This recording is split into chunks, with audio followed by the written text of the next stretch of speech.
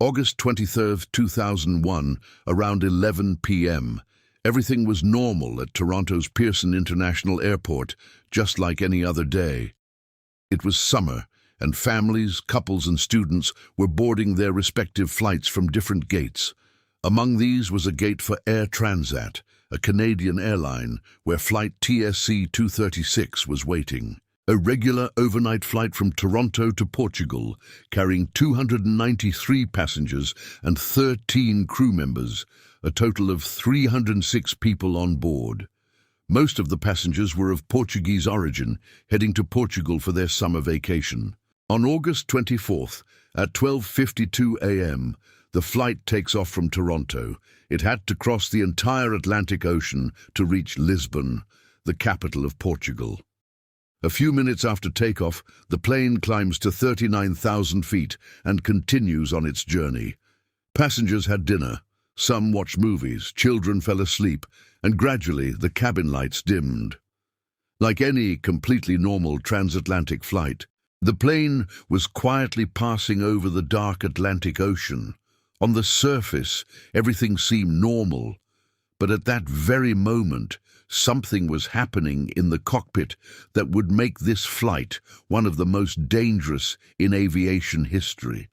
The people sitting on this flight had no idea that a ticking time bomb was at work.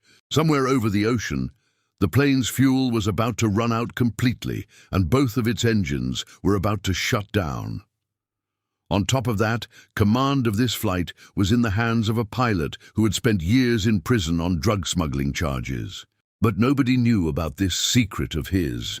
The beginning of this problem had occurred about 9 days earlier, where a difference of just a few millimeters had sealed the plane's fate. This was on August 15, 2001, when Air Transat's maintenance team, during a routine inspection of the aircraft, found metal chips in the oil system of its right engine. This was a very serious sign that something was wrong inside. 2 days later, on 17th of August, metal particles were found again. Now the airline had no option. Because of this, the decision was made to change the engine. But due to the routine flight schedule, there was very little time. Finally, on the night of 17th of August, the work began, and by Sunday morning, the work had to be completed according to schedule, since there was a scheduled flight on Monday. After the engine change, the hydraulic pump and fuel pump were not fitted properly due to the mechanic's irresponsibility. After the engine change, the flight kept operating for several days, and now we come back to the night of 24th of August, the Toronto to Portugal flight. What happened was that fuel was slowly leaking from this flight, and at 5:03 minutes, the pilots notice an unusual oil reading from the plane's right engine. The pilots ignore it, thinking, why would there be an oil leak? They just installed a new engine, but by 5:45 minutes, so much fuel had leaked that they couldn't reach Lisbon. The pilot decides to land the plane on a small island. But at 6:13 minutes, one of the plane's engines shuts down, and the plane was at a height of 34,000 feet in the middle of the Atlantic Ocean. A little while later, it's announced that the plane will have to land in the middle of the ocean because the fuel had run out and the plane was now descending.